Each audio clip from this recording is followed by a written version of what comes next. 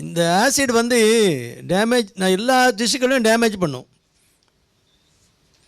Damage பண்ணும்போது என்னாகும், facial tissues சீக்கிரம் வயசாயிரும்.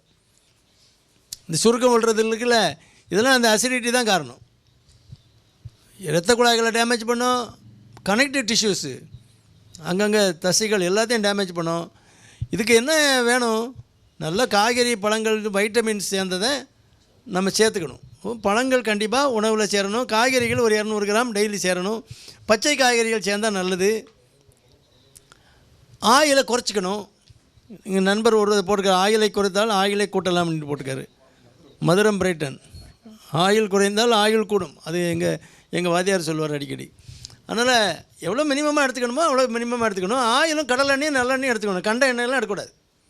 பெரிய ஆராய்ச்சிலாம் தேவையில்லை. எள்ளெண்ணெய் தானே, அதுக்கு எதுக்கு நல்லெண்ணெய் பேர் வச்சான்?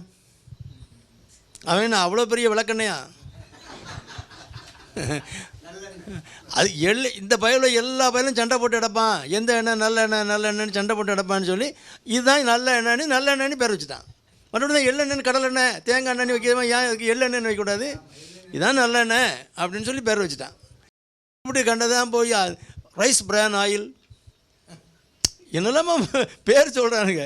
ரைஸ் பிரான் ஆயில் ஏன்னா தவிட்டு எண்ணெய். தவிட்டுக்கு போய் அது எந்த ஊர்லேயே தவிட்டு எண்ணெய்னு இந்த எண்ணெயில் கண்ட வெஜிடபிள் ஆயில் விட்டுட்டு ஆர்கானிக் ஆயிலெலாம் சேர்த்துருவான். அது கூட சன்ஃப்ளவர் ஆயிலில் வந்து நமக்கு தேவையில்லாத ஃபேட்லாம் இருக்குது. Omega 3 fatty acid, omega 6 fatty ஆசிட்னு 2 ஃபேட்டி ஆசிட் இருக்குது. ஒமேகா 3 ஒமேகா 6 அப்படிங்கிற 2 அமிலங்கள் இருக்குது. எல்லா எண்ணெயிலையும் இருக்குது. அதில் வந்து ஒமேகா 3 வந்து இருதயத்துக்கு இரத்த குழாய்க்கெல்லாம் நல்லது. ஒமேகா 6 வந்து நல்லதில்லை.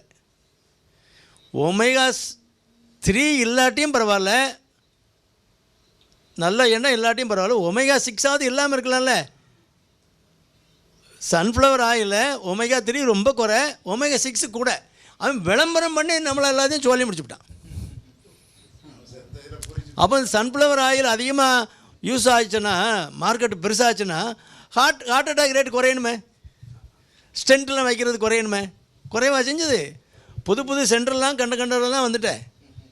அதனால் அது பொய். கடலெண்ணெய் நல்லெண்ணெய் இந்த ரெண்டையும் நீங்கள் மாற்றி எடுத்துங்க. தேங்காய் எண்ணெய் எப்போவாது பொரிக்கிறதுக்கு எடுத்துக்கங்க. அதாவது சேச்சுரேட்டட் ஆயில்னால் திடப்படுத்தப்பட்ட எண்ணெய். அது என்ன? தேங்காய் எண்ணெய். நம்ம குளிர்ந்த நேரத்தில் உறைஞ்சி போகிறது என்னெல்லாம் அது வந்து குறைவாக எடுத்துக்கணும்னு அர்த்தம். என்னெல்லாம்? தேங்காய் எண்ணெய், நெய். ஆமாம், டால்டா எந்த நாளும் உறைஞ்சே இருக்கும், வெயில்லையும் உறைஞ்சி தான் இருக்கும். அதனால் அது மோசமானது. அது ஜீரண சக்திக்கு ரொம்ப கஷ்டப்படுத்தும். அதனால் டால்டாலாம் எடுக்கக்கூடாது. இதெல்லாம் குறைவாக எடுத்துக்கணும். மற்ற எண்ணெயை மாற்றி எடுத்துக்கணும். கடல் எண்ணெய் நல்லெண்ணெய் மாற்றி எடுத்துக்கணும். எடுக்கலைன்னா உங்களுக்கு எல்லாம் ரொம்ப டயர்ட்னஸ்ஸு, சிலருக்கு தூக்கம் வராது. இதெல்லாம் இந்த அசிடிட்டி ப்ராப்ளத்தினால வர்றது. வயிற்றில் வர்றது மட்டும் அசிடிட்டி கிடையாது, எல்லா செல்லுலையும் ஆசிட் இருக்குது. அதுக்கு pH வேல்யூ மாறிடும். pH வேல்யூ வந்து 7.4 இருக்கணும். இப்போ 0லேருந்து 14 வரைக்கும் pH வேல்யூ இருக்குது. 0 கீழே இறங்க அசிடிக் நேச்சர், ஆசிட். 7க்கு கீழே வருதுன்னா ஆசிட் அதிகமாக இருக்குதுன்னு அர்த்தம். 7.4 தான் நார்மலாக உள்ள pH வேல்யூ. அந்த ஹைட்ரஜன் வேல்யூ கூட்டிகிட்டு போகணும். 8, 9 இருந்தால் நல்லாயிருக்கும். அந்த 7 பக்கம் மெயின்டைன் பண்ணுறது வந்து இந்த ஃபுட்டு தான். சரியான உணவை மெயின்டைன் பண்ணலைன்னா அது எல்லாமே செல்களை டேமேஜ் பண்ணும். செல்களை டேமேஜ் பண்ணும்போது கேன்சர் வருது, அது வருது, இது வருது. என்னென்னு தெரிய மாட்டேங்குது கேன்சர் வருதுங்கிறனால. நம்ம உணவு பழக்கம் தான் மெயின் ரீசன்.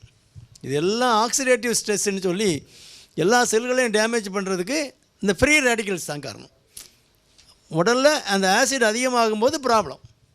அப்போது கவனமாக இருக்கணும். உணவு பழக்கங்களை நல்ல ஃப்ரூட்ஸு வெஜிடபிள்ஸு நிறையா சேர்க்கணும். மனசுக்கு கொஞ்சம் இதமான ஒரு சூழலில் இருக்கணும். சும்மா டென்ஷனை ஏற்றக்கூடாது. டென்ஷன் ஏறினாலும் உங்களுக்கு ஆக்சிடேட்டிவ் ஸ்ட்ரெஸ் கூடும்.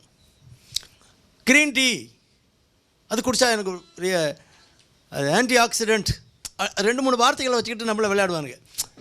அந்த க்ரீன் டீ குடிக்கிறாங்கல்ல, க்ரீன் டீயை விட கருவேப்பிலையில் 15-20 மடங்கு கூட இருக்குது ஆன்டி ஆக்சிடென்ட் ப்ராப்பர்ட்டி கருவேப்பிலையில் அதை விட கூட இருக்குது. புதினாவில் 100 மடங்கு கூட இருக்குது. இன்னும் க்ரீன் டீனோடனே மார்க்கெட்டில் அவன் போட்டுக்கிறான். நீ புதினா கொத்தமல்லியே சேரான் ஒன்றும் எவன் வேண்டாண்ணா. இந்த ஆக்சிடேட்டிவ் ஸ்ட்ரெஸ்ஸை கம்ப்ளீட்டாக பாதிக்கு மேலே தூக்கிட்டு போனோன்னா சாதாரண மஞ்சள் போதும். அந்த காலத்தில் எல்லா மசாலா அரைக்கும் போதுமே மஞ்சளை வச்சு ஒரு தட்டு தட்டிட்டு அப்புறம் தான் மிளகா அரைப்பாங்க. அப்புறம் தேங்காய் அரைக்கணுமா, தேங்காவையும் திரும்ப அரைப்பாங்க. அப்பவும் மஞ்சளை வச்சு ஒரு தட்டு தட்டுவாங்க. அந்த மஞ்சள் சேர்ந்துக்கிட்டே இருக்கும். அதனால தான் கேன்சர் வரல. இவன் மஞ்சளை வந்து ரொம்ப முக்கியமாக உபயோகப்படுத்துங்க. அந்த நல்ல ஆன்டி ஆக்சிடென்ட் ப்ராப்பர்ட்டி உள்ளது மஞ்சள். எல்லாம் அஞ்சரைப்பட்டியில் முதல்ல மஞ்சளும் உப்பு தானே கொண்டு வைப்பாங்க. அதெல்லாம் தொலைச்சிட்டு கேன்சர் வருது எங்கேருந்து வருது, அங்கே வருதா இங்கே வருதா.